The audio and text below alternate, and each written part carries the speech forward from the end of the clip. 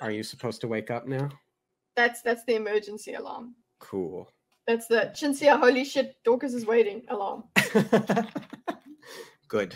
If you don't get my formal letter informing you of my preparedness. We are recording. Start. Wait. I need to get to. Okay, so what are we gonna start with that? Your favorite part.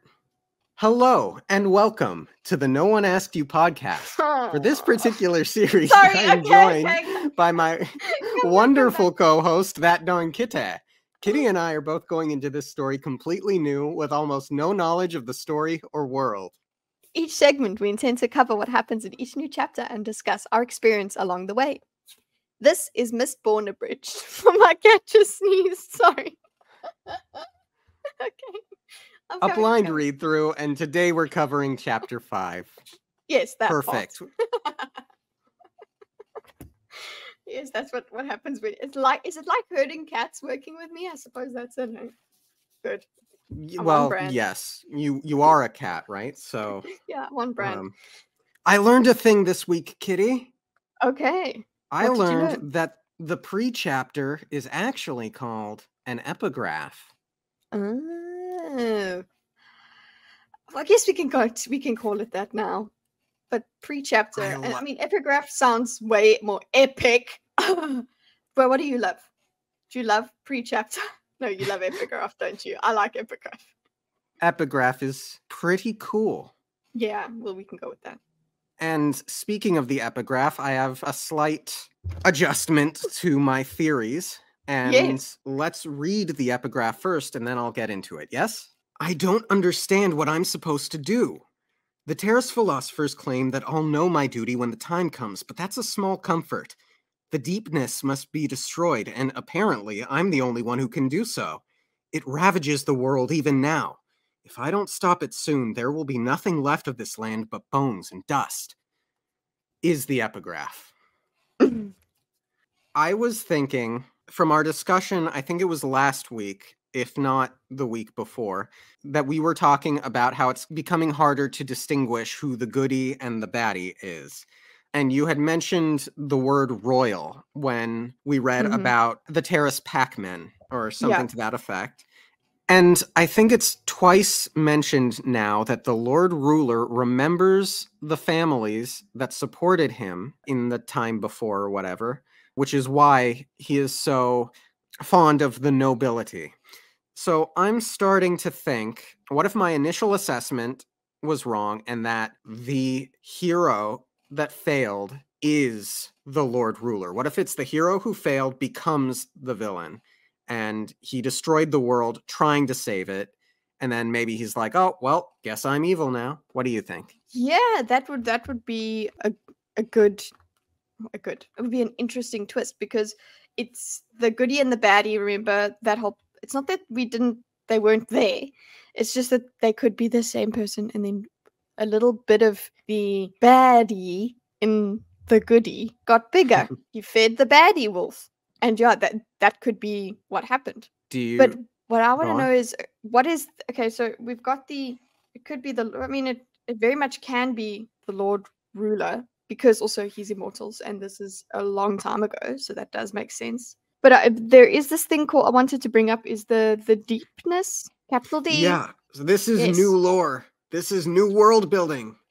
Yes, that seems to be the thing that the hero needs to go and defeat. So if he's there, so that means that he wasn't seeking immortality. If this is the Lord Ruler. It also indicates that there isn't a person seeking to be the Lord Ruler. The young hero is not trying to stop some villain. It sounds like he's trying to stop an event or a concept or a disaster of some kind. Yeah, exactly. That's it's cool. And what happens? And exactly the whole premise is what happens when the hero fails. Well, he could become the villain. That's the point. So I'm with you on this. And what it does, look, I do stand by the different tones that I saw in the different epigraphs, but that just makes it even more nuanced, because then there were signs of this baddie bit in him. So yes, especially if he's the wrong hero, which leads to my next question, Kitty. Do you think Kelsier or Vin is the prophesied hero? Well, which prophecy are we talking now? Is there a prophesied hero that's got to now come in, or are you saying to take down this ruler? Well, we don't know what the prophecy says. We don't really know anything. But if there's a prophecy that says that there is a hero, and it's not, and if it's not Epigraph Guy, or maybe it was Epigraph Guy and he just failed, but if it's not him, I mean, he is constantly saying it, he doesn't feel like it's him. He doesn't feel like he's the prophesied hero.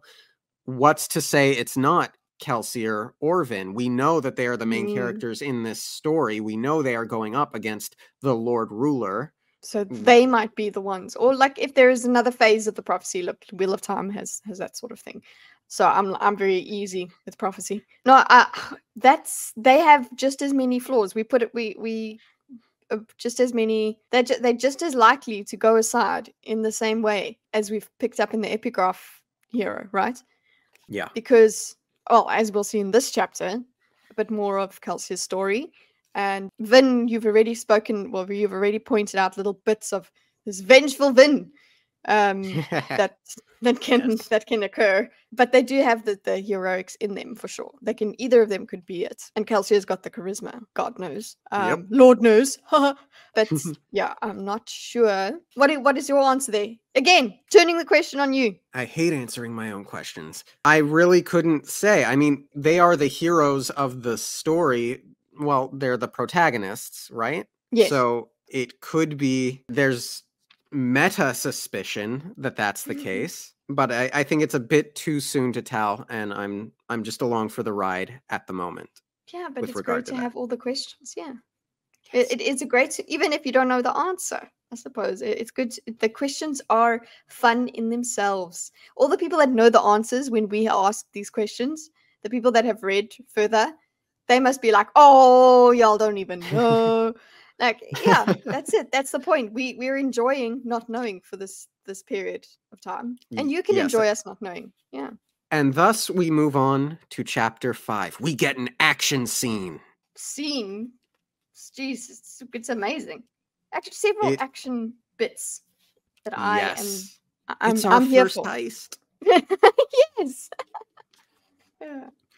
And so the meeting from the previous chapter has just ended, and Kelsier is searching for the real booze, the real high-quality stuff.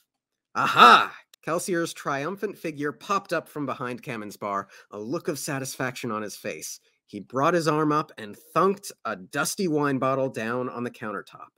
Dachshund looked over with amusement. "Where did you find it?" "One of the secret drawers," Kelsier said, dusting off the bottle. I thought I'd found... I can't do... I'm sorry. That was true. Yeah. Oh, I thought I'd found all of those. You sounded, a little bit like the audiobook in the first... where'd you find it? You didn't go that in me Lucky Charms, as I just did. But, the way they're doing... I'm getting used to it in the audiobook now, of him having an accent. But if you don't want to read him with an accent, you don't have to. Well, I kind of... You kind of have to. You started it, so you want to do it. Yeah. Okay, let's go. I'll practice it, and eventually, by the end of the book... I don't have a Vin accent. South African. Vin is South African out of nowhere. Vin is South African. It is decided. That's canon. Yes. Sorry, Brandon. That's just how it is. When we get Brandon Sanderson on this podcast, we will insist that he affirm that Vin is South African. Yes. Just a South African accent out of... They will amend the audiobooks with my version. Okay. I thought I'd found all of those, Dachshund said. You did. One of them had a false back. Clever. Kelsier nodded, unstoppering the bottle and pouring out 3 cups. The trick is to never stop looking. There's always another secret. That feels like a really important line to me. Yes, underlined it. He does say it again later on. Yes, it plays in well. It sort of bookends this Mm, chapter very well. yeah. I was also thinking, just comparing him to Vin. Vin is, oh, you cannot trust people, and there's always something they're keeping from you, or whatever. He's got this lively curiosity. There's always another secret. It's actually kind of an adventurous line for me. There's always another secret. Keep looking. You can take that Yes. deeply and be like, oh, there's always another secret. There's always someone hiding things from me. There's always this and that. But for the way that he seems to say it is, haha, there's always something else to find if we look. So it doesn't mean that people aren't hiding things from you. It just means I then get to find it. And yeah, then I get some wine on the other side. Yes, Yeah. I love that distinction. That more pessimistic, paranoid outlook versus the adventurous, what else is there kind of mentality. Well said. I love it. Kelsier, man, great guy. Yup. So he pours 3 cups, one for himself, one for Doxson, and one for Vin. Vin accepted her cup with a tentative hand. The meeting had ended a short time earlier. Breeze, Ham, and Yedden leaving to ponder the things Kelsier had told them. Vin felt that she should have left as well, but she had nowhere to go. Doxson and Kelsier seemed to take it for granted that she would remain with them.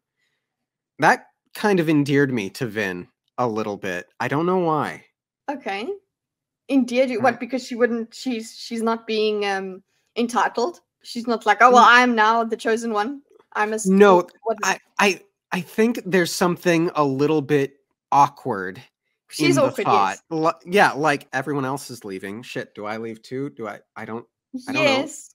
Kind of that's Yeah. how I kind of imagined the feeling, which And, yeah, made me chuckle. Yeah, which is, look, she's very scared all the time. Okay, like she's and I say that in a like looking at her from like an abused person kind of thing. So she's like, we see later on, I mean, even the way she positions herself in rooms is akin to people that are used to trauma, that we have to make sure we can always leave the room, all of that sort of thing.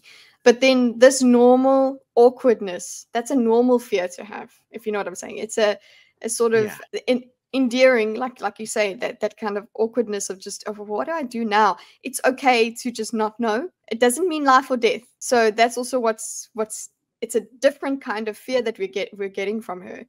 And I agree, it's like, oh honey, she's like, well, what do I do? And that's an okay thing. It's seems like a different experience, because it's not like, oh, I'm gonna die if I she's having normal human emotions, which is, it's like, let's let her have those. It's adorkable. Yes, so Dorkus. Sorry. Yes. Intentional. So Doxson and Kelsier are more or less discussing the meeting and sort of assessing where they think the others are emotionally. What they think of Breeze. They're going to have to get a new smoker if they're up for the challenge. It's a very intimidating, it's the biggest of big asks that they could have asked. And of course, they're going to have to sit with that and sort of assess these things. And they are talking about how, look, even Breeze being apprehensive is normal. And Doxson also says that he is apprehensive himself. And actually, even Kelsier nods. He's in agreement. And yes, Vin, and this all builds up to a thought that Vin has. So are they serious about the plan? Or is this still a show for my sake? Like, she still thinks, like, because it's so unbelievable that she's just like, okay, why is she, I mean, the paranoia, like, I am starting to be like, oh gosh, stop, Vin. But you know, that's the point. That's what she's like, and she has reason to be that way. And I like feeling that resistance to how she thinks, because it means she's got her own way of thinking. And she still thinks that they're conning her. And it's such, for this, it was bordering on comedic. Yeah. And I mean, no, but now it's like, okay, but no, wait, they are serious. Okay, whoa. And she does describe it. The two men seemed so competent, yet overthrowing the final empire. They'd sooner stop the mists from flowing or the sun from rising. That is why she is ready to think it's a con, obviously, also because it's like her whole theme is betrayal and no one is ever out for good. And this is quite a good thing. It's we're gonna actually we're gonna take the baddie down. It just it's completely foreign to her, and I think it's great how Brandon is emphasizing how absolutely impossible this and epic this journey is now going to be, and it's all great characterization. Yes, and then Dachshund asks, "When do your other friends get here?" Which tells us that there are other friends intent on coming. And did you assume that these were the Ska rebels or not? I did not. I did not. No, I thought these might be more Mistings, other kind of other Cool. other magic folk. That's what the only assumption I have there is that they're also skilled folk. That's the assumption I made, or hope. So it's like, we gonna need a lot. Yeah, I'm also wondering if these would-be friends are related to the unobtainium. No, the special porcelain metal. Yes. Just a thought. How are we saying that metal? The one that not the unobtainium, but the actual the one that we're gonna have a heist for today. Atium? Yeah, we're saying atium, right? It's atium. Yeah, what are they? In the audio. Atium? Mm-hmm. That's a word. I don't love it. No. Good try though. Don't say it. I wonder if I should not let you know about how they pronounce it. No, I want to know. Because you changed them. And I like ours was better, okay? Atium. Please. A couple days. We'll need to have another smoker by then. I'm also going to need some more atium. Sorry. Dachshund frowned. Already? See, I can't do it. I can't do it. I mean, you did that. You did the roll the odds. I think it's great. Let's keep going. Kelsier nodded. I spent most of it buying Orosur's contract, then used my last bit at Trusting's plantation.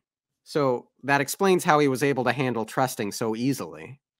Oh yeah, he used the atium. Yes, that's true. But then there is an Orosur and a contract to have been purchased. Yes, I don't know who Orosur is, but yeah, this is a contract, so it's another part of the, I don't know, part of the crew, another place, as in like another place, another piece in place. That's what I'm trying to say. Yes. And the bulk of what we know about contracts in this world involve, first off, obligators overseeing these things, nobility, and then the canals, the river ferrying stuff. So I suspect Orosur is probably a noble, and whether or not he's a part of the plan or a victim of the plan is yet to be seen. Yes, but it's like, hey, look, here is something else for you to wonder about and find out later. Then they're going, interesting. The nobleman, you do that.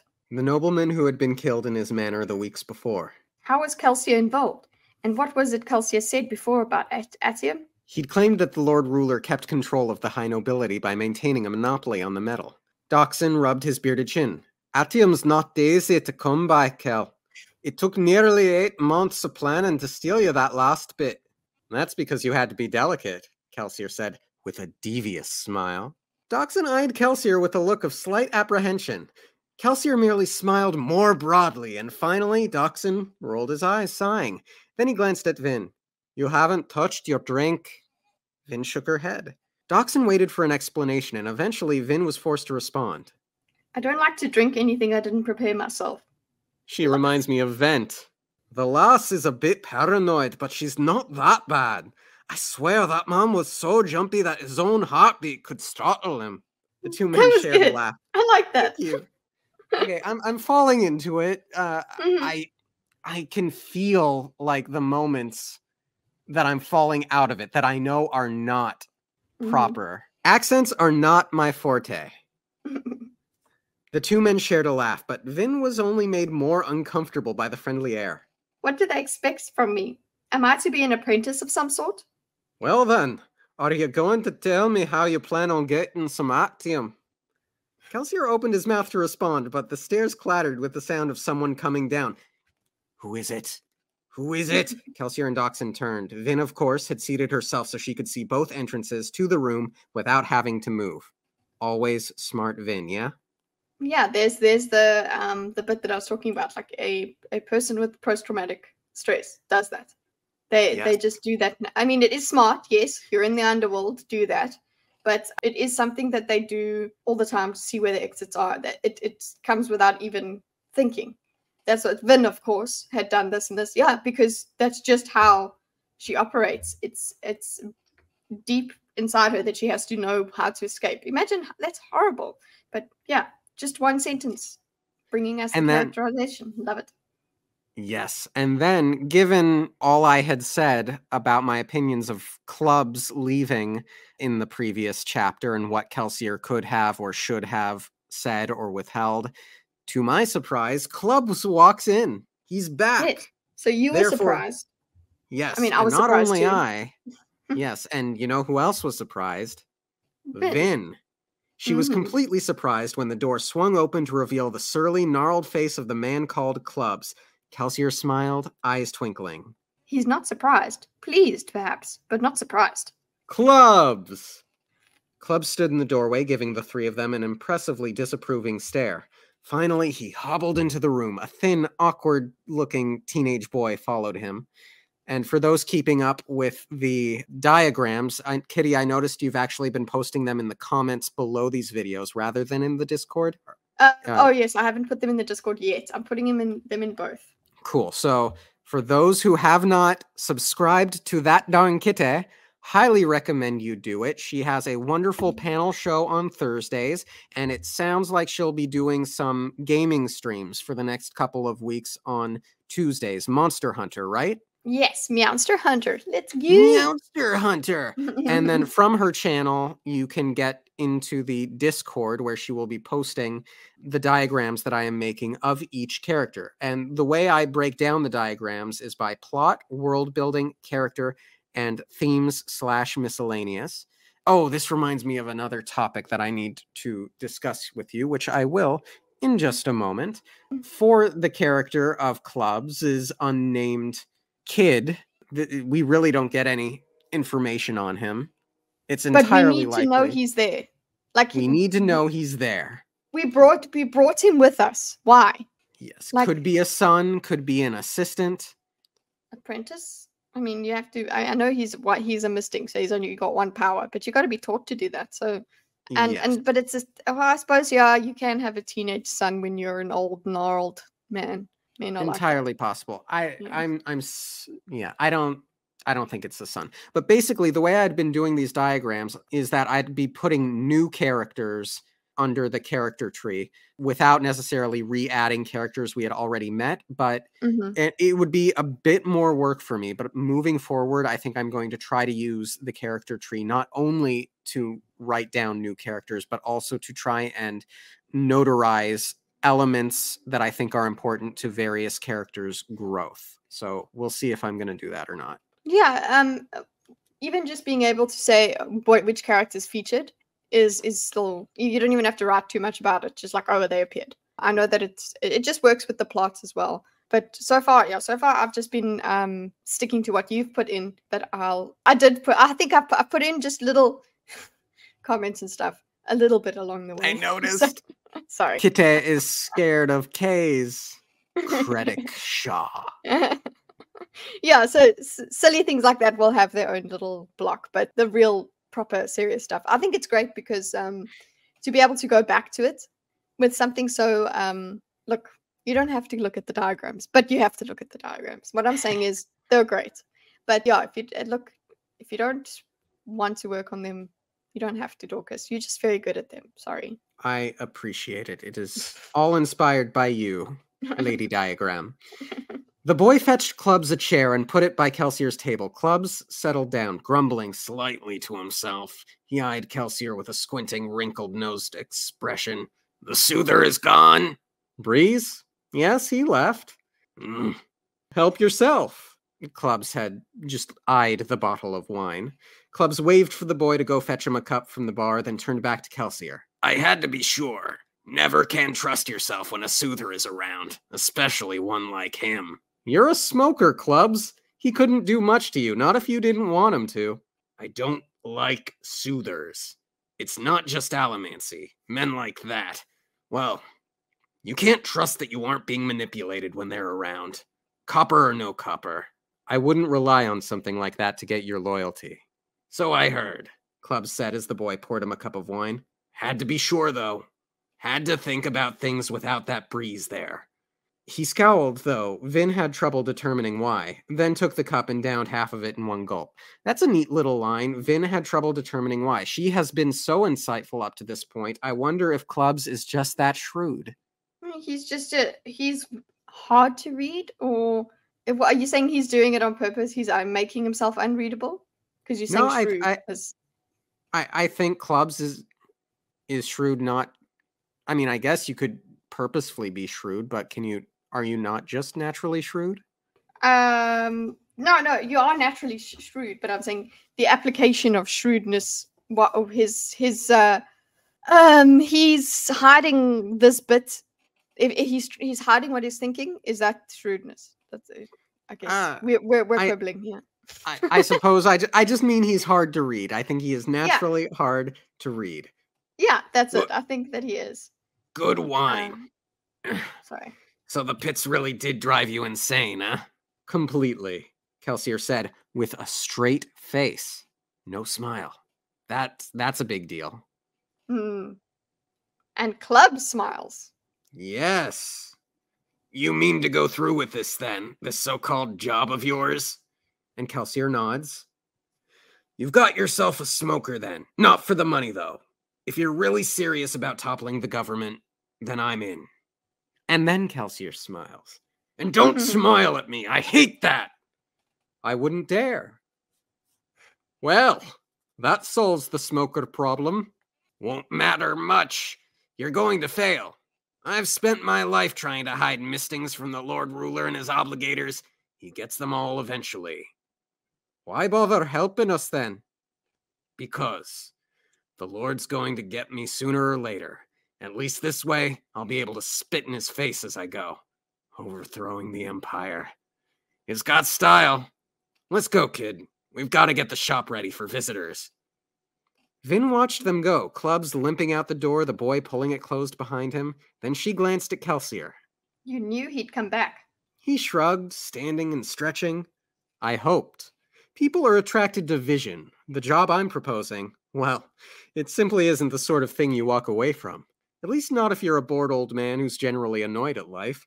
Now, Vin, I assume that your crew owns this entire building? The shop upstairs is up front. Good. She nodded. Tell your friends that they can have their lair back. The mists are probably already coming out. And us? We're going to the roof. Like I told you, I have to fetch some atium. Just fetch, He's just going to fetch some atium, Just some like that. Simple, easy thing to do. Just fetch some eggs. Fetch some atium. Just give him a list. He'll go and get it. Yeah. Yes. Just a discussion back on that on Clubs, right? Mm-hmm. I love the use of smiles there. Okay, so theme miscellaneous smiles. Like we've got the twisted, gnarled man that smiles, and then he hates it when Kelsier smiles. So it's an enduring thing of Kelsier's that he does. He's infectious. Yes, and he smiles even though he was not smiling before, and yes, his lack of smile made that thing that even though he sarcastically seems to say completely about him being insane. It's like, no, it really did drive him insane. He really did. He snapped, man. That's what I see. There is such an undercurrent there that it's like, yes, he's being his flippant self, but the pain and anger and drive underneath, I've gotten that. I love it. Yeah, I do, and then I love that we do go into his mind now, and we get even more of that. Yeah, so we've got that. Just with Vin, what do you think of Vin saying that you knew he'd come back? She's really trying to figure out how he's manipulating these people, when it's like he just knows them and knows people, and yes, and he also is hoping. So he actually is able to just go, well, I hope they come back. And they were discussing they're going to need a new smoker. So they had already considered the possibility of him not coming back. And then he did come back. Cool. We just work and it solves that problem. That's awesome. But yeah, Vin trying to figure out all the I don't know, sordid Intricacies. details and intricacies. And it's like, no, he's just Kelsier is being... very much who he seems to be. Yes, and she can't figure that out. She's like, there must be more, which is hilarious because yes, we do have. There's always more, another secret, but. And I absolutely love that Clubs is smart enough to not like soothers. Yes. And to not want to make a decision around a soother. Yeah, it brings us back to that whole moral conundrum of being able to manipulate people or make them feel a certain way, whatever. He was like, nah, I'm out. Just from, he wants to have clear thinking. And there is something there that he said, you're a smoker, Clubs. He couldn't do much to you, not if you didn't want him to. That's interesting. I would like to learn more about that. Yeah, I'm imagining it's a magic. It's another allomantic spell, I suspect. And I imagine it's something like Magneto's helmet. It grants protection from soothers, is what I'm thinking at the moment. Yeah? Yeah, something like that. But he's just like, he doesn't want to... He didn't... It's great.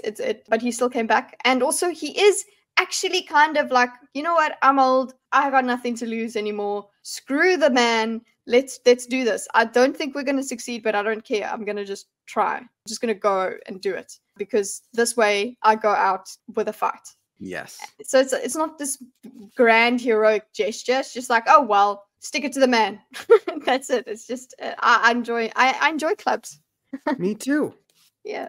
And thus we get into Kelsier's POV part of this chapter, and I'm very excited to get into it.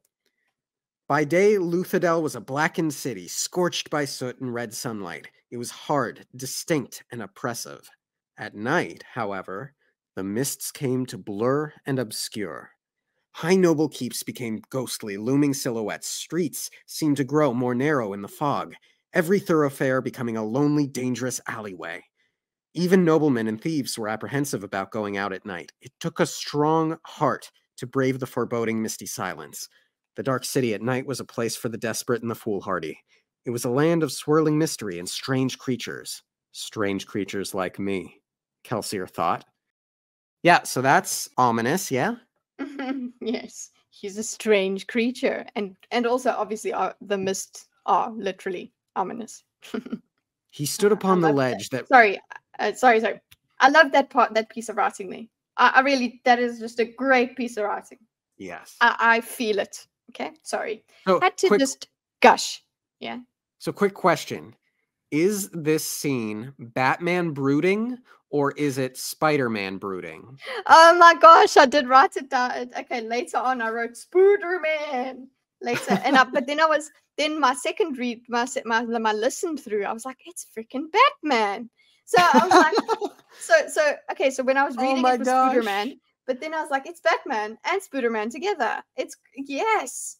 Thank you. How incredible. He's doing it on purpose. Yeah. Wow. Okay. He stood upon the ledge that ran around the lip of the flat-roofed lair. Shadowed buildings loomed in the night around him, and the mists made everything seem to shift and move in the darkness. Weak lights peeked from the occasional window, but the tiny beads of illumination were huddled, frightened things. A cool breeze slipped across the rooftop, shifting the haze, brushing against Kelsier's mist-wetted cheek like an exhaled breath. In days past, back before everything had gone wrong, he had always sought out a rooftop on the evening before a job, wishing to overlook the city. He didn't realize he was observing his old custom this night until he glanced to the side, expecting Mare to be there next to him, as she always had been. Sad. I'm so sad. Continue there. Instead, he found only the empty air, lonely, silent. The mists had replaced her. Poorly. I literally wrote, ow. I was like, oh, ooh, damn.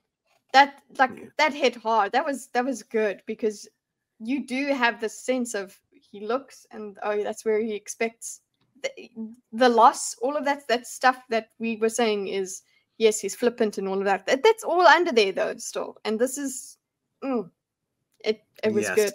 I lapped it up, man. It was good. He turns around and looks at Vin and Doxson, who are standing there kind of awkwardly, like just looking at him. And he reflects on how so many folks are scared of the mist, they have to learn to stomach them if you're going to be in the underworld. But Kelsier had learned to do far more than stomach them. He had gone among them so often during the last few years that he was beginning to feel more comfortable at night within the mist's obscuring embrace than he did during the day. Here, he thinks to himself, strange creatures like me, and he's more comfortable in the mist. Then out, yeah. He is a creature. He's a Mistborn. And we're going to experience what kind of creature he is and just what being in the mist is about for him. It's a great introduction. And also, yeah, this is the darkness of his actual darkness, because he prefers to be obscured, and it's nice. He's kind of feels a bit safer in the mists because he's unseen. It's quite an interesting, yeah. Yes. I'm not sure if the word human is appropriate or correct in this context, but he doesn't consider himself human anymore. No, he doesn't. Yeah. Does he consider himself more than human, or does he just consider himself not human? There is a difference. I think he just does not consider himself human anymore. It's not more. Yes. It's something else. That's it. It doesn't mean that he's now, I am above all of these humans. It's like, no, I'm just very so much strange. not that. Yes, yeah. Kel, do you have to stand on the ledge like that?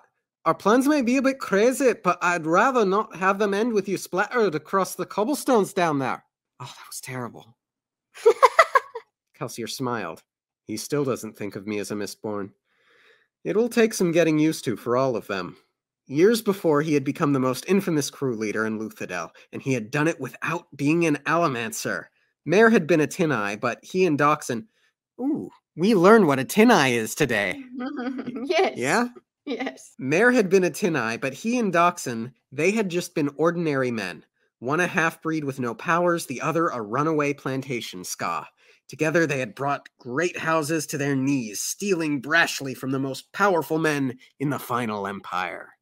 So we know that Doxon doesn't have misting capabilities, but I thought that they had inferred earlier in the book that Doxon was also a misting, or at least half noble. Or a half-breed. Was I wrong? Yeah, that's what I thought. Yeah, we were both misled, or both read it wrong.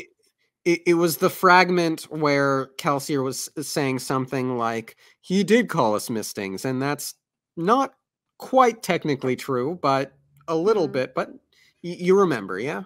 Yeah. Yeah. And So, it's weird. Glad I'm not crazy. Yeah. No, I thought at least he could be a half-breed with no powers. That's what I thought. Right, but here, but they do refer to him as a runaway plantation ska, not as a half-breed or a half-breed ska. Just literally a ska. Also, just a thing of, he does say now Kelsier was more. He thinks now Kelsier was more, so much more. Again, he's more than what he was before. That's not more than other people. That's not more than humans. It's just he's more than what he was before.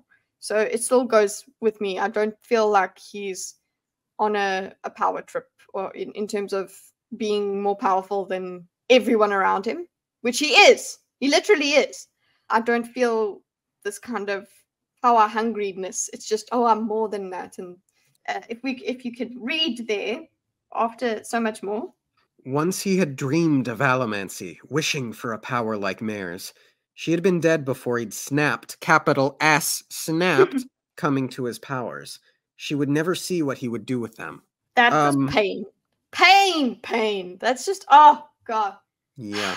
What's incredible is Brandon Sanderson is writing such sad stuff, but there still feels like a lightness to the prose that I think is keeping me from being bogged down in all of the drudgery. This is still not a difficult read. It's still fun. It's not. Yeah, absolutely. You get a lot of insight. You get a lot of the character's mind, but without it being dreary. You get all of this, but it's very natural and, like you said, light. It's easy to carry with you, even though it's heavy, pain and things like that. Yes. It's not. I think that's it. And we get a little bit more context for what initially sent him to the pits. Before the high nobility had feared him, it had taken a trap set by the Lord Ruler to capture Kelsier. So Kelsier was important enough that the Lord Ruler himself had to step in. And now the final empire itself would shake before he was finished with it. Oh, yeah. He does have righteous fury. Yes. He scanned the city once more, breathing in the mists, then hopped down off the ledge and strolled over to join Doxin and Vin. They carried no lights. Ambient starlight diffused by the mists was enough to see by in most cases. Kelsier took off his jacket and vest, handing them to Doxin. Then he untucked his shirt, letting the long garment hang loose. The fabric was dark enough that it wouldn't give him away in the night. All right. Who should I try? You're sure you want to do this? Kelsier smiled. House Urbane and Tenyard have been hit recently, though not for the Atium. Which house is the strongest right now? Who would no one dare strike? Venture. And this is the second time we've heard of House Venture, yes? I didn't even think about that. This is the house that Tresting was setting up his trade deal with in the prologue. Yes, okay. Keep it together. Keep it together, Cinzia. There you go. Yeah, come on, Cinzia. They've been on top for the last few years. They keep a standing force of several hundred men, and the local house nobility includes a good 24 mistings. Well, that's where I'll go then. They're certain to have some atium. The cojones on this guy. Going after the biggest and baddest of the nobility. So I guess it doesn't much matter from the previous chapter that this crew would be likely to go out and blab that Kelsier's back, considering that it is this very night that Kelsier is going after. Yes. Is going to be making his big reveal. Yeah, he's okay. He wants to make noise. Later on, he actually is like, no, he needs to cause a commotion or whatever. I don't think he realizes that he was like, oh, one day people, I'll like it was yesterday. Like, he's like, oh, one day people will be able to know me, see me, and know me. And then it's like, yeah, that day's tomorrow. Like that's actually tonight. So you didn't even wait for the next day. You're like, right. But then we get something so super cool, or some big, I think, iconic Mistborn thing. He pulled open the pack, then whipped out a dark gray cloak, large and enveloping. The cloak wasn't constructed from a single piece of cloth. Rather, it was made up of hundreds of long, ribbon-like strips. They were sewn together at the shoulders and across the chest, but mostly they hung separate from one another, like overlapping streamers. Kelsier threw on the garment, its strips of cloth twisting and curling, almost like the mists. Cool. So cool. And then all my book cover is making more sense to me now. Yes, because the cover of the book that I've got has the person in their cloak thing. I suppose that's what they look like. And we'll get to why it's blue just now. Yes. I've never been so close to someone wearing one of those. What is it? A Mistborn cloak. They all wear the things. It's kind of like a sign of membership in their club. It's colored and constructed to hide you in the mists. And it warns city guards and other Mistborn not to bother you. I think it suits me. He spun, letting the cloak flare dramatically. Doxin rolled his eyes. All right. House Venture, is there anything I need to know? Lord Venture supposedly has a safe in his study. That's where he'd probably keep his atium stash. You'll find the study on the 3rd floor, 3 rooms in from the upper southern balcony. Be careful. House Venture keeps about a dozen haze killers in addition to its regular troops and mistings. There was a lot there, if you can hear it through the thick accent. And yes, also, haze killers doesn't have a capital H, guys. I'm following these things. Yes. Does not have a capital H. And also, how does Doxin know the specific layout? This is impressive knowledge that Doxin just happens to know. He didn't know that Kelsier was going to be going after House Venture tonight, but he just has this knowledge. Doxin is cool, he's a good thief. Yeah, he's a good thief. That's the thing. He's got it. He knows stuff, and he knows. Okay, they've got atium. it makes sense that he has all of this knowledge. He knows who has been hit recently, of the other houses even. So it's not like, oh, he only has knowledge of this one house. He knows all of the undercurrents. He's like, okay, yeah, they were hit. These two places were hit, but not for the Atium. So he's like kind of suggesting them that, okay, you can still go there and hit them again because they've just been robbed. So it makes sense. Doxson is freaking cool. Yes. And then, of course, there would probably be some sort of specialized unit for dealing with mistings and mistborn criminals. That makes sense. Yes, that does make sense. It sounds so cool. Haze killers. I love it. Yeah, but I was interested in that they are not capital H haze killers, and because they don't have any specific skill other than just being able to, learning to fight, being prepared to fight mistings. That's the thing we will find. So it's not that there is something about them that makes them that. A misting has a certain power, but like, you don't have God with a capital G. I know, I'm just nerding out. I'm just saying, like, they're normal people that just perform a different function. That's oh, gosh, that's gross. Kitty's nerding out all over me, guys. Help. Another nerd out actually is what's the name when he says good luck. So I was like, oh yeah, look, we're going back to the whole he's going to be using luck. I just enjoyed that. He's not using luck, but it's like that's luck is now. Vin's going to have to start looking at luck differently. Luck is normal luck now. I'm really loving this luck, the pervasiveness of the concept of luck throughout the book. Yeah. Kelsier nodded, trying on the belt. It had no buckle, but it did contain 2 small sheaths. He pulled a pair of glass daggers from the bag, checked them for nicks, and slid them into the sheaths. He kicked off his shoes and stripped off his stockings, leaving himself barefoot on the chill stones. With the shoes also went the last bit of metal on his person, save for his coin pouch and the 3 vials of metals in his belt. He selected the largest one, downed its contents, then handed the empty vial to Doxson. And that's it. Good luck. I love that he has glass daggers in case he has to deal with other mistings. I love that he has the coin pouch in case he himself needs to use allomancy. He's got his vials. The shoeless thing is neat, and I'm excited to learn why that's a thing, which we sort of get into. Yeah, we get more of it. He's suiting up, man. He's suiting up. Beside him, the girl Vin was watching Kelsier's preparations with intense curiosity. She was a quiet, small thing, but she hid an intensity that he found impressive. She was paranoid, true, but not timid. This is the first real... Kelsier's getting to know Vin, and this is his first real assessment of her that I feel we get, and that was neat for me. I'm looking forward to more of Kelsier's opinions of Vin.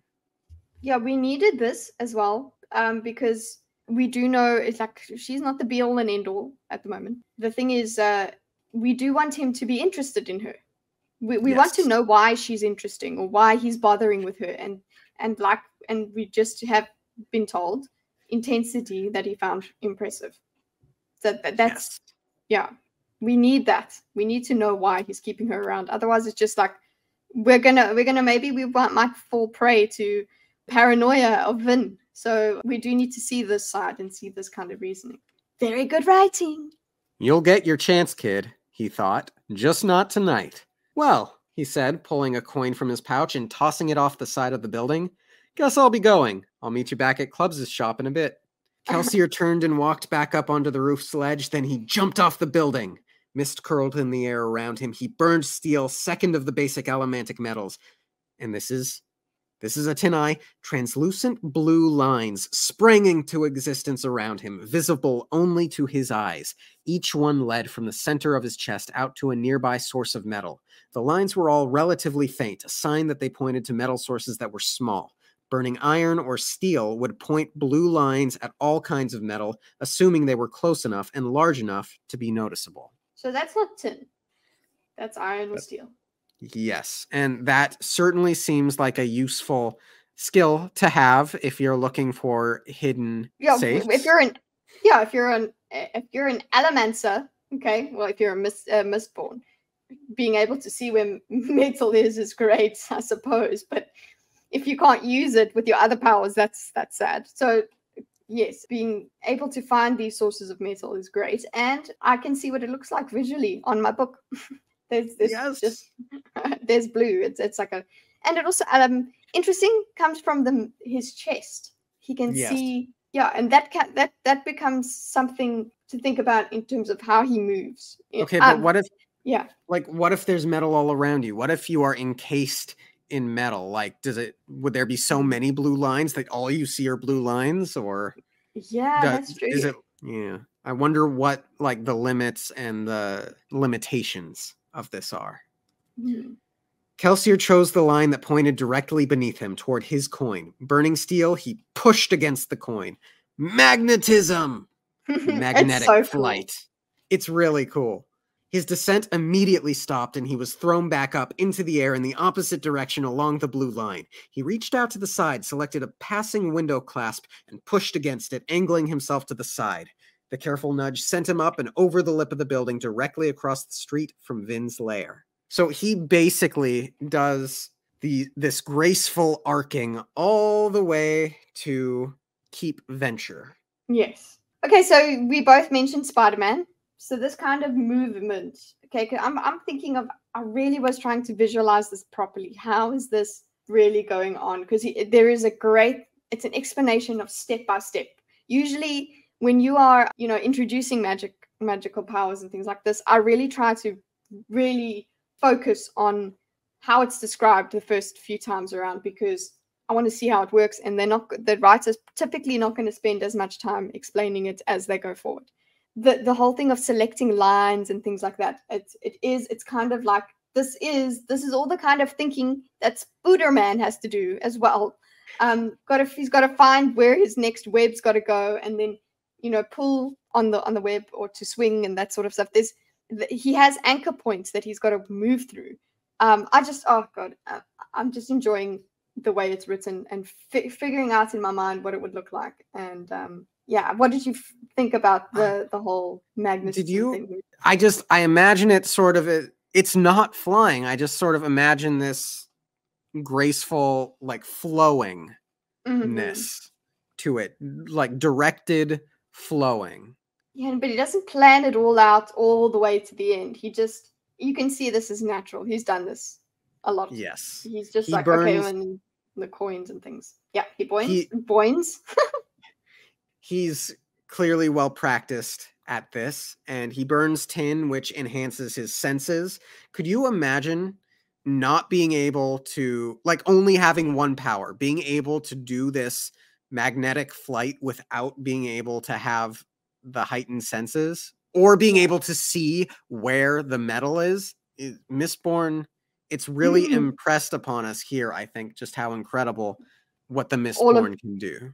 Yeah, all of these powers together. Like, being able to have one is cool, yeah. But they all work together. They all make certain things possible. It's kind of like, we do get a thing of, well, people think Mistborn can fly. It's like, well, you kind of get that sense, but it makes sense that people would think they can fly, because they move in such a way that is unimaginable. It is flying through the air. Yes. And then we get a little bit more knowledge of the time Kelsier spent away over the last 3 years. Kelsier landed on another peaked wooden rooftop. Steel pushing and iron pulling were the first things that Gemmel had taught him. Oh gosh, I need to come up with a Gemmel voice. When you push on something, it's like you're throwing your weight against it, the old lunatic had said, and you can't change how much you weigh. You're an allomancer, not some northern mystic. Don't pull on something that weighs less than you unless you want it to come flying at you. And don't push on something heavier than you unless you want to get tossed in the other direction. Did any of that make sense to you, Kitty? He's a lot older than I imagined him. He's missing teeth and things. But it's great. I like that. He's also pretty funny. You can't change how much you weigh. You're an allomancer, not a northern mystic. That was pretty funny. Yes, which furthers the suppositions we had earlier about how there might be a different magic system that isn't allomancy that's connected to the power of the prophecies in the North. Oh, yes, Northern Mystic. But Mystic has no capital M, just for people that are listening. Kelsier scratched his scars, then pulled his mist cloak tight as he crouched on the roof, the wooden grain biting his unshod toes. He often wished that burning tin didn't enhance all of the senses, or at least not all of them at once. He needed the improved eyesight to see in the darkness, and he made good use of the improved hearing as well. However, burning tin made the night seem even more chilly to his overly sensitive skin, and his feet registered every pebble and wooden ripple they touched. I like it. It's cool. Yeah. I like we are one of the things that happens is when you have powers and things like that, people always wonder what would the weakness be, what are the drawbacks of these sort of things. So he's bringing those in, and this also does mean that his Mare, she did this sort of thing. This was her sort of thing. The burning tin. Mare was a tin eye. Yeah. I think she had the blue line thing. But tin makes it's burning tin. Wouldn't tin also? Maybe being a tin eye makes you're able to see the blue lines, but yeah, then I guess you can only burn one kind of metal. But burning tin, why would you call them a tin eye? I suppose no, it makes sense. You could call it a tin eye by not burning tin. It's just that they can see where all the metal is, I suppose. Unless it's tin can do several things, and you get whatever metal it is rather than whatever power. Mm-hmm. Okay, yeah, I might have had it backwards. But yeah, because why would they call it tin eye if you are not burning tin? That's my thing. We still need confirmation of what a tin eye is. Yes. We need it spelled out. We need the dictionary definition. Yes. I mean, there is at the back something like that, but I'm not looking at that yet. Same. Keep Venture rose before him. Compared with the murky city, the keep seemed to blaze with light. High nobles kept different schedules from ordinary people. The ability to afford, even squander, lamp oil and candles meant that the wealthy didn't have to bow before the whims of season or sun. The keep was majestic. That much was visible simply from the architecture. While it maintained a defensive wall around the grounds, the keep was more an artistic construction than a fortification. Sturdy buttressings, arched out from the side, allowing for intricate windows and delicate spires. Brilliant stained glass windows stretched high along the sides of the rectangular building, and they shone with light from within, giving the surrounding mists a variegated glow. It sounds beautiful. Yeah, it's great. Like all of the different the tinted glass or the glass windows, whatever, would glass windows. Yes, Chinsia. The stained glass sort of windows get like all different kind will really shine. Despite allomantic considerations, because Kelsier just noticed 2 moving guards, most noblemen still armed their soldiers with metal. Mistings who could push or pull metals were uncommon, and full Mistborn were even more so. Many lords thought it impractical to leave one's soldiers and guards relatively defenseless in order to counter such a small segment of the population. Good world building and makes sense. Thank you for that. Yes, I was very, very impressed. I'm like, yes, tell me why. Why would you got to explain that? You can't leave that left unsaid. And then that leaves a weakness. You're like, well, why would they do that? They do still need something to counteract that small part of the population, and that comes next. No, most high noblemen relied on other means to deal with allomancers. Kelsier smiled. Doxson had said that Lord Venture kept a squad of haze killers. If that was true, Kelsier would probably meet them before the night was through. He ignored the soldiers for the moment, instead focusing on a solid line of blue pointing toward the keep's lofty top. It likely had a bronze or copper sheeting on the roof. Kelsier flared his iron, took a deep breath, and pulled on the line. With a sudden jerk, he was yanked into the air. Kelsier continued to burn iron, pulling himself toward the keep at a tremendous speed. Some rumors claimed that Mistborn could fly, but that was a wistful exaggeration. Pulling and pushing against metals usually felt less like flying than it did like falling, only in the wrong direction.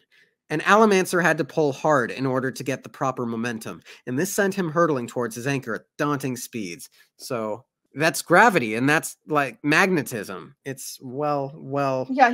The magnetism is where you get the pull from. Like the lines of magnetism seem to be what he pulls on, or the lines of whatever. Those are the lines, and And yeah, the sense of speed that I was trying to think of it like, yeah, it's the skill needed to be able to identify and pull and land and whatever. It's not just easy stuff. That's the thing. I don't care that it's not real flying. It's freaking flying, okay? You're flying through the air. It's amazing. Yes. Taking a deep breath, Kelsier burned pewter, using it to enhance his physical strength, much in the same way that tin enhanced his senses. He turned himself in the air, hitting the stone wall feet first. Even his strengthened muscles protested at the treatment, but he stopped without breaking any bones. If you're just going to be, like, flying through the air at fast speeds, you're probably going to be breaking bones pretty easily. So you need that extra strength to withstand it, that endurance. Yes. I really laughed because it's just like without breaking any. I put a tick next to it, like, well done. Didn't break any bones. Like, it makes sense because he is covering all of the implications of the power, which is what we want when you're creating superpowers, basically, which is what this is, magic. Yeah, and the thing is, his muscles still protest. So as much as he's making them strong, he still feels the pain and strain on them. Just because they're strong does not mean that there is no strain. It doesn't mean that he's not doing any of the work. Yes, we learn very viscerally, and it is to Brandon Sanderson's credit, we learn viscerally that this is a very difficult thing that he's doing. He gets his beating coming. Mm-hmm. So eventually, Kelsier makes it to a ledge where he startles a guard that stood not 3 paces away. Kelsier was upon the man in a second, jumping into the air, pulling slightly on the guard's steel breastplate and throwing the man off balance. Kelsier whipped out one of his glass daggers, allowing the strength of his iron pull to bring him toward the guard. He landed with both feet against the man's chest, then crouched and sliced with a pewter-enhanced swing. The guard collapsed with a slit throat. Kelsier landed lithely beside him, ears straining in the night, listening for sounds of alarm. There were none. Kelsier drew first blood. We get quite a nice moralization here. We've just had Kelsier kill someone. Very cool. We're very cool with how it all happened because super cool. Magic. Yes. But then we're like, wait a second. He just killed someone. We know he's killed people before. We've seen him use his powers. We haven't seen him do what he did to Tresting and all of them. But we saw him throw Cameron around and things like that. So we know he's got that. He's got power. Vengeful streak. Yeah. But now he's killed in front of us. So what do we do with that? Oh, Sanderson gives us. The man was likely a lesser nobleman, the enemy. If he were instead a Ska soldier, enticed into betraying his people in exchange for a few coins, well, then Kelsier was even happier to send such men into their eternity. So he's just decided. That's it. You know what? Okay. I'm justified in this. It's very much the us versus them mentality. Mm-hmm. Yeah. He's decided it. That's it. The line's there. Boom. So he makes his way towards the southern side of the building, looking for the balcony Dachshund mentioned. But he's not too worried about being spotted at this point. One purpose of this evening was to steal some atium, the 10th and the most powerful of the generally known allomantic metals. His other purpose, however, was to cause a commotion. He found the balcony with ease, wide and deep. It was probably a sitting balcony, used to entertain small groups. It was quiet at the moment, empty, save for 2 guards. Kelsier crouched silently in the night mists above the balcony, furled gray cloak obscuring him, toes curling out over the side of the roof's metallic lip. The 2 guards chatted unwittingly below. Time to make a bit of noise. This is Spooderman, okay? This is Spider-Man. He's got these little... He's like, okay, let's go. Like, so we've got the brooding... what's the name? Batman, right? We do have that with the loss and all of that. But he's still got this... He's got this playful thing about him as well. And flippant, yeah? How funny. I would have said that this is Batman. And really? the first blood was Spider-Man. Because the first blood, yeah? The first blood, he like flew through the air, feet first, pulling himself to the guard, which seemed a bit more fun and acrobatic. But here he's hovering ominously over above the 2 guards. That felt a bit more Batman to me. Oh yeah, no, that is very Batman. But the okay, it's not that much of a quip, but it's like the fact that he's like, time to make a bit of noise. It's like mischievous. It's like, hey, let's go. So that's what I mean by Spider-Man. So the way that he goes about his Batmanery is very Spider-Man-y. Fair. And he uses force push from Star Wars. No, he uses the metal push to shove them over the edge, and they screamed as they fell. Kelsier threw open the balcony doors, letting a wall of mist fall inward around him, its tendrils creeping forward to claim the darkened room beyond. Third room in, Kelsier thought, moving forward in a crouching run. The second room was a quiet greenhouse-like conservatory. Low beds containing cultivated bushes and small trees ran through the room, and one wall was made up of enormous floor-to-ceiling windows to provide sunlight for the plants. Though it was dark, Kelsier knew that the plants would all be of slightly different colors than the typical brown. Some would be white, others ruddy, and perhaps a few light yellow. Plants that weren't brown were a rarity, cultivated and kept by the nobility. I loved this! I loved this world building. It totally makes sense that the plants would generally be gray and dull from little sunlight and all the ash. It totally makes sense that the nobility would carefully cultivate indoor greenhouses to maintain old plants. And they're high up. It's not like down at the bottom where all the ash is collecting. It's high up where they can get the sun. So it makes sense. And it makes sense they would work differently as well. And you have to imagine that this may well be the only way that certain plants could survive or exist anymore. And it's like, what about apples? Could apple trees exist in ashen worlds? Yeah. It's an important thing to put in here. You know, you're like, oh well, what's the point? He's just describing a greenhouse thing or whatever. It's like, no, that's really a very important part of building the world that he's done there. Didn't have to do it, but he did. But he's got skills, man. He got skills, man. I like the way because you go into the action, like the basically this is the fight. So takes out this guy, does that. You're not reading those parts, which is good. I think it's good. Kelsier moved quickly through the conservatory. He paused at the next doorway, noting its lighted outline. He extinguished his tin lest his enhanced eyes be blinded when he entered the lit room, and threw open the door. Sanderson is really displaying that a lot of these powers also have limitations as well. It's really excellent. Yeah, there's a lot of consideration you have to do. You can't just run around using all of them all the time. And there's a lot of thinking that you've got to do to use these properly. Like he even explains, just remembering now, he says extinguish the tin. There is one line earlier on, I think it is, because he leaves the tin on. And I thought that was funny. It's like he left it on, but it's a good way of explaining you can keep things running, like keep the ability going. It's like, oh, he's burning it, but it's like, okay, he's turned it on. He's left it. I'm thinking of it as that, like he's turned on this fuel and it's burning, and then he turned it off. I know that's I'm being Captain Obvious here. It's just really to have those considerations in mind, that he's left the tin on. I want to know that he's had that thought. I do. It works for me because just being part of his magic use in this way, it fascinates me. It makes it even cooler. So that it just looks cool. It's done in a cool way. It's done using brain power. Yes. He ducked inside, blinking against the light, a glass dagger in each hand, but the room was empty. It was obviously a study. A lantern burned on each wall beside the bookcase, and it had a desk in the corner. He starts searching through the room. He sees an obvious safe, but he ends up using his tin eye abilities to locate hidden metal, and he thinks he senses some metal hidden behind a painting and thinks to himself, there's always another secret, which is just a great callback to earlier in the chapter. Mm-hmm. There it is.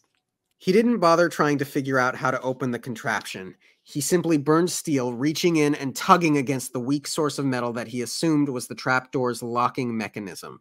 It resisted at first, pulling him against the wall, but he burned pewter and yanked harder. The lock snapped and the panel swung open, revealing a small safe embedded in the wall. So he finds this small wall safe, and he starts pulling as hard as he can with, the iron pulling, not with his physical strength. And this is really exceptionally difficult for him to do. He strained, grunting slightly at the exertion. It was a test to see which would give out first, the safe or his legs. But he keeps doing it, and the safe shook and ripped free of the wall. Kelsier fell backward, burning steel and pushing against the safe to get out of the way. He landed maladroitly, sweat dripping from his brow as the safe crashed to the wooden floor, throwing up splinters. Fancy words. Yes. What the hell is that? I underlined it. Maladroitly means clumsily, essentially. Okay. That was actually pretty funny. Also, just to remind everybody, he was standing against the wall. Spider-Man. Okay? Yeah, he was standing with his feet on the wall. He was sideways on the wall and pulling. That's what I saw, right? I saw it properly. That's what happened. Yes. It's very good. I'm sorry. And I of just course wanted he to makes... remind you guys that he was sideways on the wall. And of course he ends up making a ton of noise doing this. So 2 guards rush in. One of them yells, "Mistborn!" And he kills them. Yeah, just easy. Yep. Roll credits, sorry. Mistborn. Roll credits. He said the title. But the way he kills this particular, the people, he's doing the pulling and the pushing. And these guys don't have glass daggers and things. They have actual swords. It's very Magneto. Yes. It's still magic-y because he's pulling and pushing it. I don't know, the description. Never mind what I'm trying to say. Just So he kills the 2 of them, and Kelsier turned from the bodies, cloak rustling. His anger was quiet, not as fierce as it had been the night he'd killed Lord Tresting, but he felt it still, felt it in the itching of his scars and in the remembered screams of the woman he loved. As far as Kelsier was concerned, any man who upheld the final empire also forfeited his right to live. That's a boom line. Yep. Boom! Yep, okay? This is boom. It's a boom line because this is what's underlying all of that. He has, so remember in the prologue, the screams of the daughter or whatever were what really triggered him and made him go mad. Those screams, now we know that those were Mare's screams, the remembered screams. I was like, oh, is it his mom or something? No, it was his wife that he was remembering. And yeah, that he's made reference to this underlying pain again, just remembering that. We're not just enjoying the cool magic stuff and he's killing people, whatever. It's like, this is why he's doing it. And also we did have the moralization, right? We had the I'm happy to take people out. That was a bit flippant, but this is like divine retribution, kind of vanquishing a foe. So he's making his way as quickly as he can through the conservatory, and he hears footsteps and 8 beings, each one wearing loose gray robes and carrying dueling canes and shields instead of swords, run in, and these are the Haze Killers. Yes. He says this should be interesting. And it is! It is very interesting.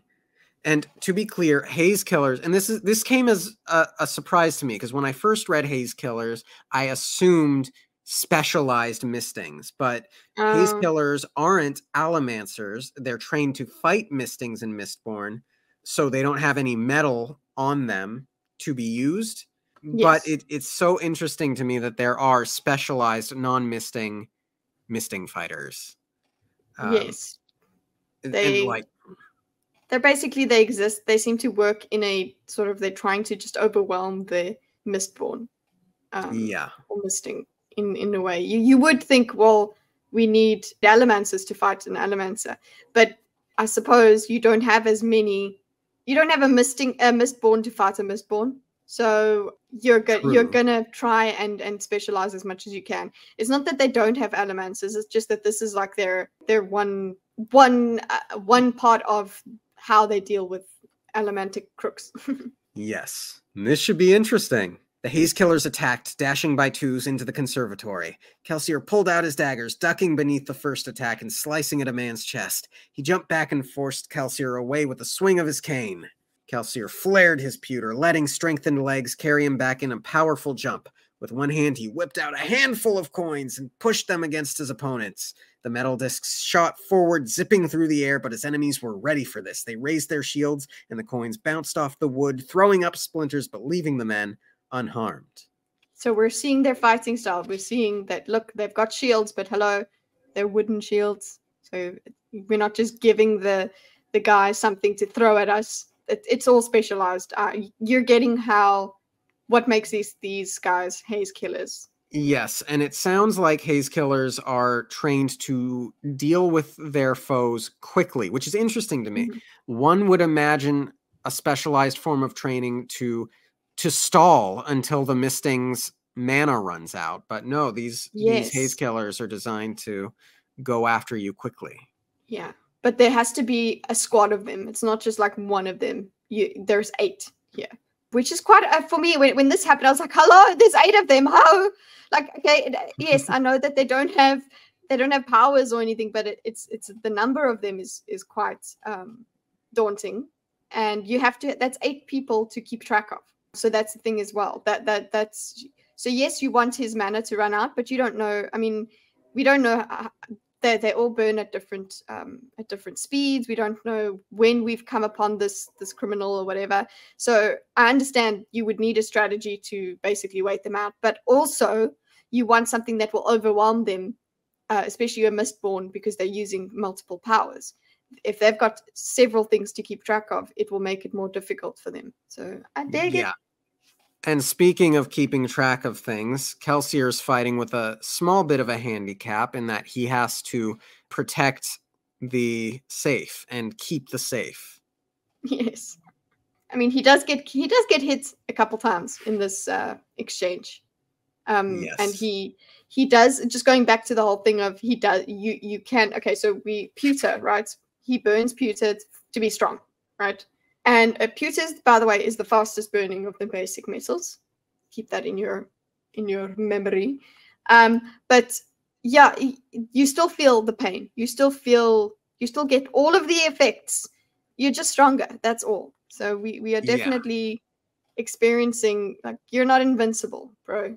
Yeah. So there's a bit of a chase going on, and they're coming at him in 2s and 3s, and he's trying to maneuver around to get out, like, to a window or into a different room, and he notices that his pewter's running out. No time to worry about that now. He still has 2 vials left, but, what good are the vials if he can't take the time to drink them during the fight? That's another thing as well. Yeah, you can't take the time to drink them, and I was thinking, like, is there why not drink it all or whatever? There must be some sort of limit to how much you can contain at once. And so it will be interesting to learn more about that. But yeah, just thinking about it, the practicality of, like, say, when you take a health potion in Skyrim or something like that during your fight, that's not how it works. Things don't just pause and you can take your vial. So he's got to get to the point, fight to the point that he can get another vial in. Yes. And as he's protecting the safe, a dueling cane connects with his arm. A burst of pain ran down his forearm, but his pewter-enhanced bone held. Kelsier kept moving, driving his other hand forward and slamming a dagger into his opponent's chest. Kelsier manages to kill his first Haze Killer. So that's good. Mm-hmm. The man stumbled back in surprise, the motion ripping away Kelsier's dagger. A second Haze Killer attacked, but Kelsier ducked, then reached down with his free hand, ripping his coin pouch off his belt.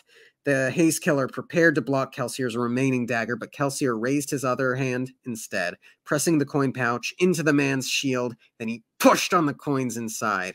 The Haze Killer cried out, the force of the intense steel push throwing him backward. Kelsier flared his steel, pushing so hard that he tossed himself backward as well, away from the pair of men who tried to attack him. Okay, can I talk about what I'm... Okay, I had a question here. Yeah. How did he make Cameron push? How did he push Cameron? That's now making me consider, how did he make Cameron, like, go across the room? Like, he didn't throw a coin at him, or, like, how did that happen? Well, he was... What was Cameron wearing? Couple of things. He was wearing, like, rings and yes. what have you. Okay. No, I'm just thinking, what was it that he would have pushed on? Like, I'm not saying this is an inconsistency. I'm saying, ooh, okay, now I know a bit more about what he was doing. So I'm thinking, what would he push on? So, yeah, rings, I suppose. And, we won't notice. To Vin, it'll just be, Cameron getting pushed back. But obviously, when she starts learning, she'll start seeing, okay, well, what he pushed on, or that sort of thing. And, yeah. Yes. Sorry, this is just something that I was considering. I'm like, okay, I'm learning more about the magic. What does it mean about the previous magic I've seen? Yes. And he continues to push against the coins and eventually shoves this haze killer out of a window. Glass shattered, sparkles of lantern light from the study playing across its shards. The haze killer's desperate face disappeared into the darkness beyond, and mist, quiet yet ominous, began to creep in through the shattered window. So there are 6 men left. Such cool visuals. Oh my gosh. Kelsier and the 6 men tumble about for a bit, and he's taken a beating. The blow would have broken another man's ribs. Even Kelsier would have a massive bruise. Even though he's pewter enhanced, he's taken big hits. And the 6 haze killers advance in a coordinated attack. Oh, yes. Oh, it's just an example here of what he does. He's growing dizzy from pain and exertion. So what he does is he actually gives himself a dose of heightened senses. Yes. That's so cool. All of this, what doesn't this make you go, whoa, whoa, whoa? This is a lot of training for him to have gone through. Well, how long was he in the pits? 2 years. He started training. He was in the pits for a year. Then he escaped, and I guess he trained for 2 years. But there has to have been more than just 2 years of training. Surely he had to travel and learn about the atium and. But I'm it's just fine. thinking, I'm not saying inconsistency. I'm thinking of all the things that he had to learn this, and Vin's got to learn this, and I'm like, wow, okay, cool. Yeah, we're gonna see what hopefully Vin will be able to do as it happens. But it's looking pretty bad for Kelsier, and he uses the allomancy to locate any possible metal that he can. He finds something, an ingot on a desk, and he pulls it to him, and the ingot hit the man's shoulder with a crunch, and he dropped crying out. So he's taken out another haze killer. One of the remaining men cursed, rushing forward to attack. Kelsier pushed the still airborne ingot, flipping it away from him, and away from the attacking haze killer, who had his shield raised. Kelsier heard the ingot hit the ground behind him, and he reached up, burning pewter, and caught the haze killer's cane mid-swing. The haze killer grunted, struggling against Kelsier's enhanced strength. Kelsier didn't bother trying to pull the weapon free. Instead, he pulled sharply on the ingot behind him, bringing it towards his own back at a deadly speed. He twisted at the last moment, using his momentum to spin the haze killer around right into the ingot's path. So that could have killed Kelsier if he wasn't able to flip the haze killer around. Yeah, it's a lot of coordination, a lot of stuff I don't possess. So that's why I'm just like, wow. It's just all wow, because you have to, the way that this is described, all of the steps of this fight, it's great action scenes to me. I don't know how you feel about the way it's written action wise as a writer. I don't know how are you feeling about it. I think it's excellent. I see it very clearly in my mind. It's again, it's Brandon Sanderson having this very cinematic way of explaining these. It is very cinematic. Yeah. The man dropped. Kelsier flared pewter, steadying himself against attacks. Sure enough, a cane smashed against his shoulders. He stumbled to his knees as the wood cracked, but flared tin kept him conscious. Pain and lucidity flashed through his mind. He pulled on the ingot, ripping it out of the dying man's back, and stepped to the side, letting the impromptu weapon shoot past him.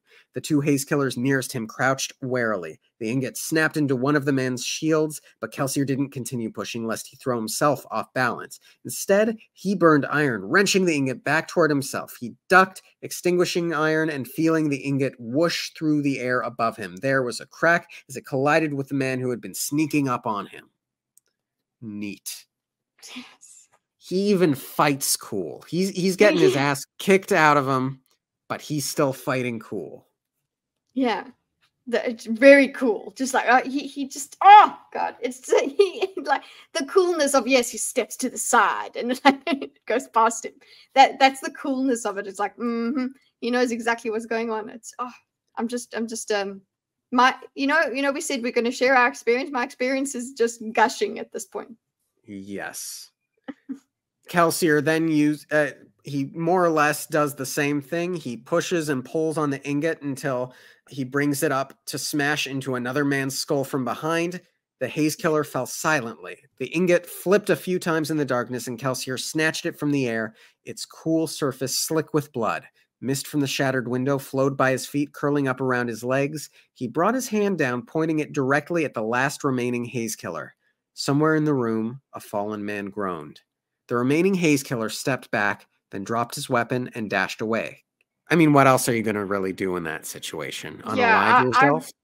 Yeah, but that was it. I was like, is he running, or is there something? Is there a reason he's running? There's two reasons. Yes, he's got no one else.